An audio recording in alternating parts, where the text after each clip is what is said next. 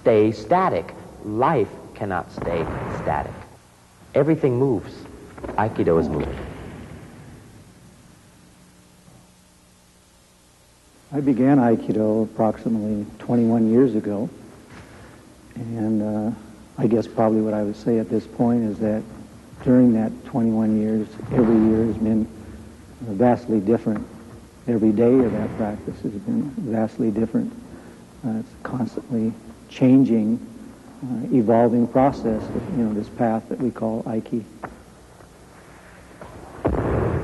Every time you go on the mat, it's an experience of discovery. You discover inside yourself, I think physically and spiritually, mentally, you discover your strengths, and at the same time you discover your weaknesses. And that's exciting to me because that process is always there.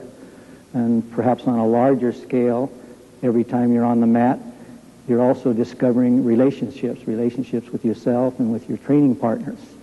And that same process takes place. You discover your weaknesses and your strengths in dealing with other human beings.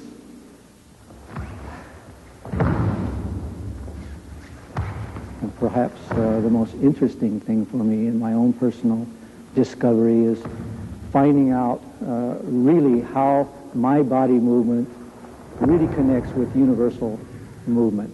I'm fascinated by the movement that goes on continually in the universe, the ever-changing ebb and flow of the tide and the change of the yin-yang of day and night, how this process goes on in the universe, and how the human body can, by doing our Aikido techniques, manifest these principles. So for me, Aikido is really a discovery of the principles behind Aikido, more so than the mechanics of technique.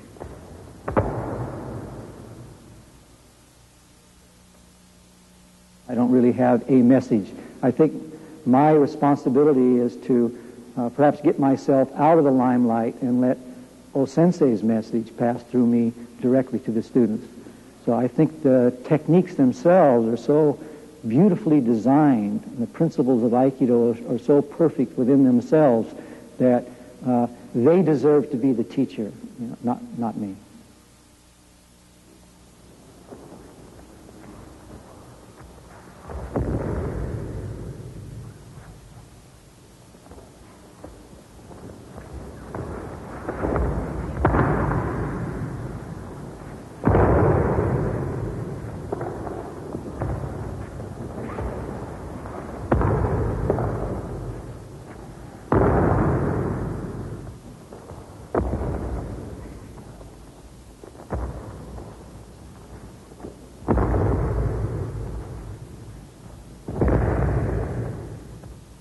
What I really want to do is come to each day or come to each practice and see what develops and what grows out of that. I'm trying to do away within my own practice and within my own leading of classes to come in with preconceived ideas of what I want to teach or what I expect to get out of it. And again, the nature of the training will tell me what the next step is going to be. And I don't know what that step is. So my real training is to, as Musashi said, is to defeat yesterday's understanding and, move on to tomorrow.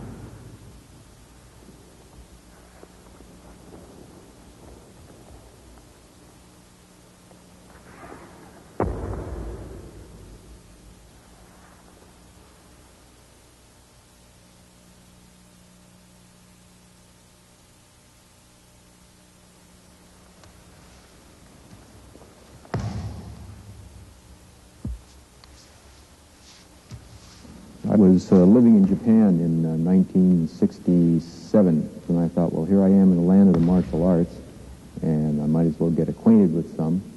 So I went to the main Aikido school in Tokyo, and I had rehearsed a speech.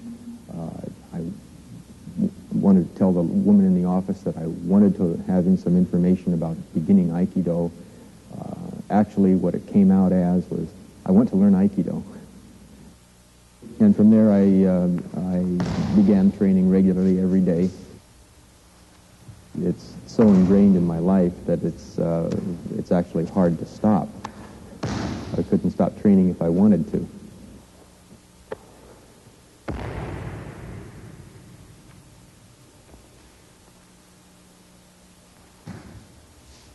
Aikido gives you the tools to respond to various situations in a non-violent manner. And that's really what you're doing now. You're transcending your technique when you're dealing with it in a non-violent manner.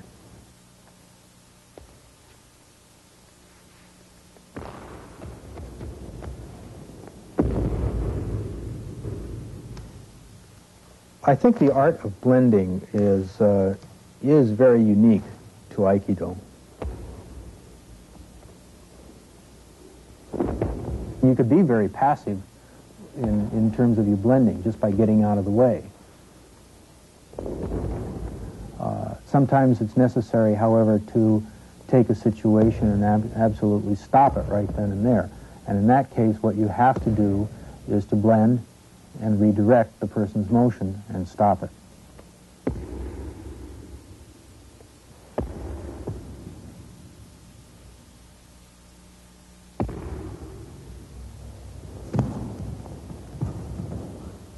Well, in the beginning, of course, we practice Aikido one-on-one. But really, one of the aims of Aikido is to be able to deal with many opponents simultaneously.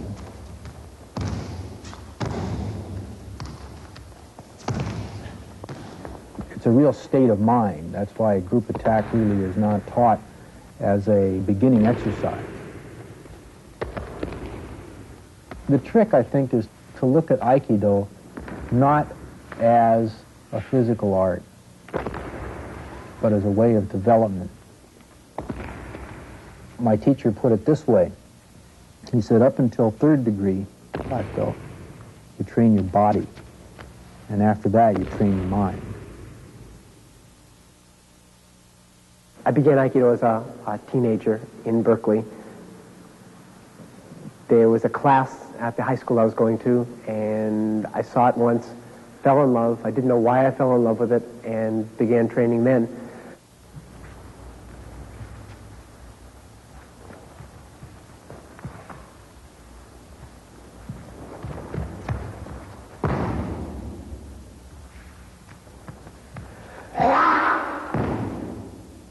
The feeling of Aikido is like the flow of a river. The techniques flow very naturally.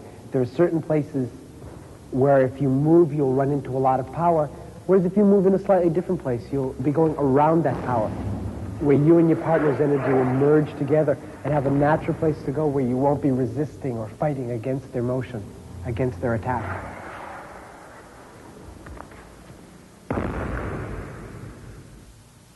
When someone's attacking you, they're the positive aspect. They're the power. They're dictating the situation. They're dictating the problem. And you're receptive. It's your job to be receptive to whatever's coming in. You can't say, please grab my hand over here, or please hit me on this side of the cheek. So you have to blend with what they give you. And then, because they're positive, there's a natural shift, a natural change if you blend with them, where they become receptive, and you become the positive aspect. We can talk about blending hypothetically, but when you're on the mat and you're on the line, you know what blending feels like. Someone's coming to punch you, and if you don't blend, you get busted. If you don't get busted and you blended, you know what that feels like. And it's that feeling that you can then apply to other interactions. In Aikido, I feel that the sword and the staff and the techniques are positive in that we're using tools of aggression to teach a feeling, to teach a principle, to learn a way of moving that's non-aggressive. That's one of blending. With blending, there's a sense of ease, there's a sense of comfort in the technique. If there's any kind of holding back or negativity or hate or anger, we can feel that in the body.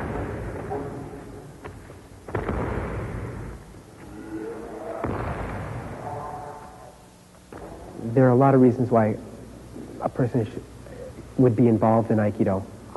It could be for having a self-defense that's not competitive, not aggressive, but that is a viable alternative, a viable way of dealing with aggression without being an aggressor yourself.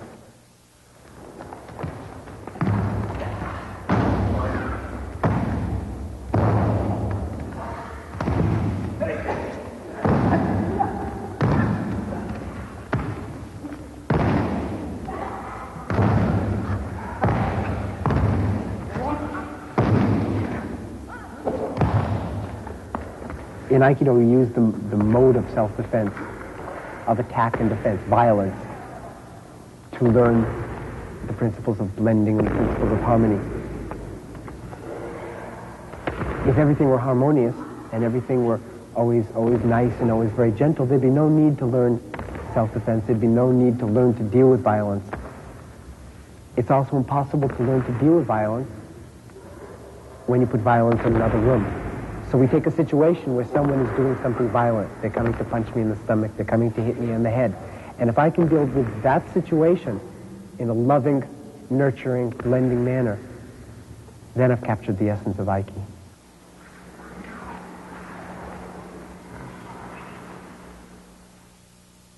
O-sensei believed in Aikido as a way to make the world one family.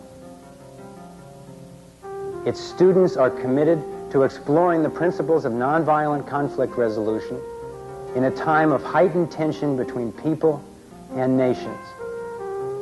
Thank you for joining us. I hope you've enjoyed this look into the world of Aikido.